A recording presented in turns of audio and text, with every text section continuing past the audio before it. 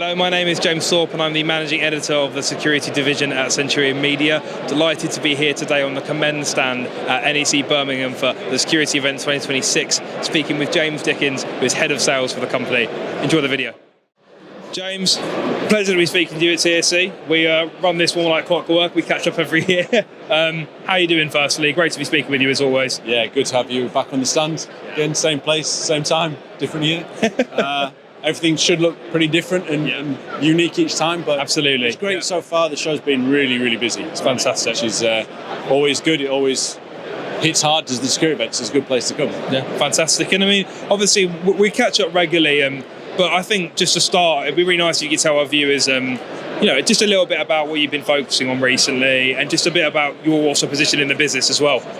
Yeah. So this year, new role for me, sales director. It's kind of just a title change. I think it's the same job as before. We've got a wonderful team. That's what makes everything our success possible, and mine as well.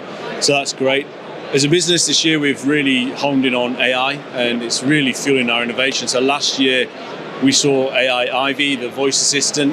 This year, you've got a new adaptation, so it's always growing, it's always getting better. We've got live translation now on the show. It's already with our beta customers. The feedback has been really great. It's a product and solution that we really like to stand behind. It's good fun.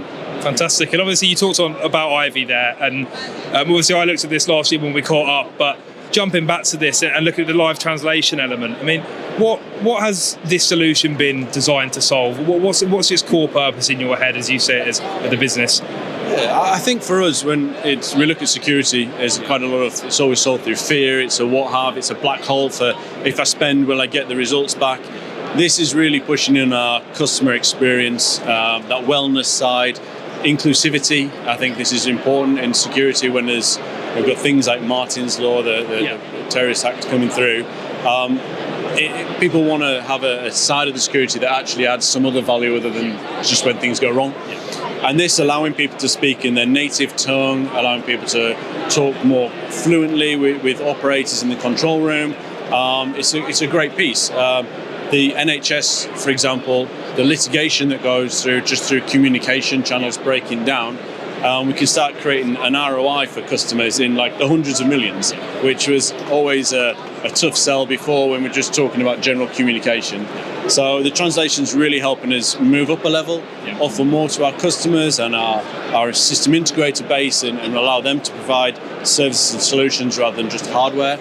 So hopefully it doesn't just change our fortunes, but the fortunes of the partners that work with us as well, and the customers that use us. Fantastic. And there's kind of two parts there which I want to touch on. Obviously they interlink quite heavily, almost as if we planned this. But Who would have thought? Part of that is, you talk about customers wanting more from their security systems, but also about you giving them more as well as a vendor. And how do you kind of strike that balance, and what are the key features of the live translation, for example, which really benefit those users directly? Yeah, I think as a business, it's built into our core foundations. Yeah. So collaboration, partnerships, supporting the people that we work with. The technology is excellent. If we don't have the people that work nicely with other people, then nobody's going to be interested in it. I think people buy from people. The fact we can back it up with really good, inclusive, innovative technologies is a win-win for me. It's why I liked working for the brand. So I've been here 11 years. It's why we've got a great team around us that stay with us long term, and customers that have they're always with us. They never leave once they're in, and I think we look after them with our people, our support. We think that's really a key differentiator. And then to layer on innovative technologies on the top, which allow them to offer more to their staff and the people that utilise the systems, it's a win-win for us, really. Fantastic. And when we actually explore what that customer looks like and some of those applications, where is this technology best placed? What kind of sectors and environments?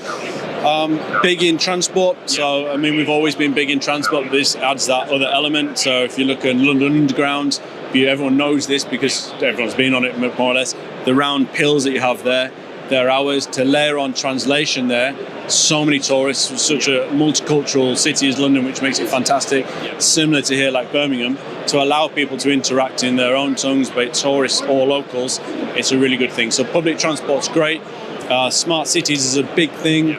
We're looking at any public space, when there's an evacuation or evacuation, being able to communicate clearly and have everyone understanding is a key thing.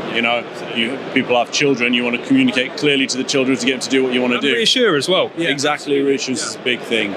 So they're the key areas, as well as university campuses where we've got lots of foreign students around at the moment. So it's multifaceted. It sits across all our core markets, but also opens up some new ones as well. And then obviously you talk about your engagement with the market. Obviously shows like this are really valuable. When we look at the conversations you might have had today, I know it's only early at the show, but also just wider in the market, what kind of feedback have you had early on about the benefit of this solution? You touched on those aspects like having different languages when tourists might be visiting a major city.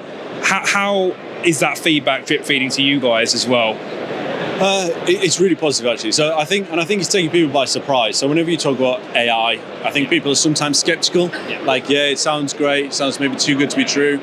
The great thing is that when it goes in, it works, and it works very well. So it's not a voice bot, it doesn't look at keywords, it looks at understanding the statement and adding sentiment onto that. So it can, even in broken English, if I try German in a really bad accent, my colleagues mock me in Austria, but it understands what I'm trying to say, and it will translate and do it. So I think the accuracy of it is excellent.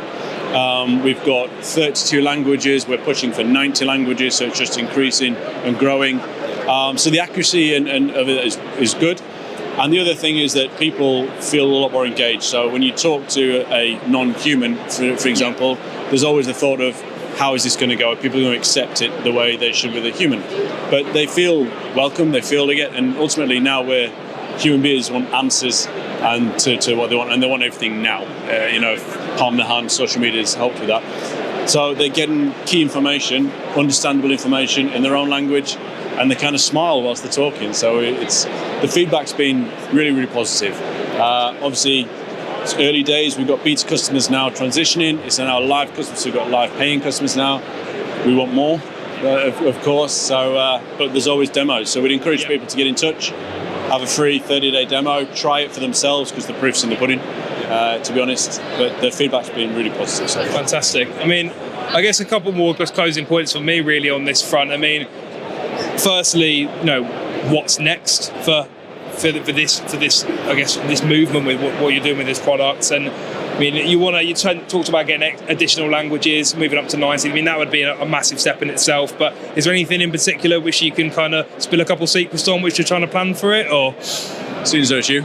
I think what we're looking to next is looking at that emotional intent as well. So obviously with the call handling, when someone's talking to this in the control room, they want to see the language that's coming through, it's already transcribed.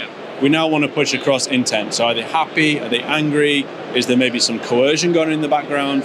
So we can delve into the emotional state of the person. Maybe a different person handles this, or it triggers a different process. We can pass this information on to the data collectors, our partners like Advancis or Genetec, these type of things. We want deeper integrations with our technology partners. There's a lot more to come, some of which I can't say, but the bits that are in the lab already and we're working on, it's very exciting to be with us at the moment. Fantastic. Brilliant. And finally, just for me, my last comment would be, if there was one kind of thing which you could leave a customer or a viewer thinking about Ivy Live Translation, what would it be really, if you had one closing thing? Just try it. If you can try it for free, see what it does, see the reaction, have a go. Fantastic. James, pleasure as always. Thank you, mate. Cheers, mate. Cheers.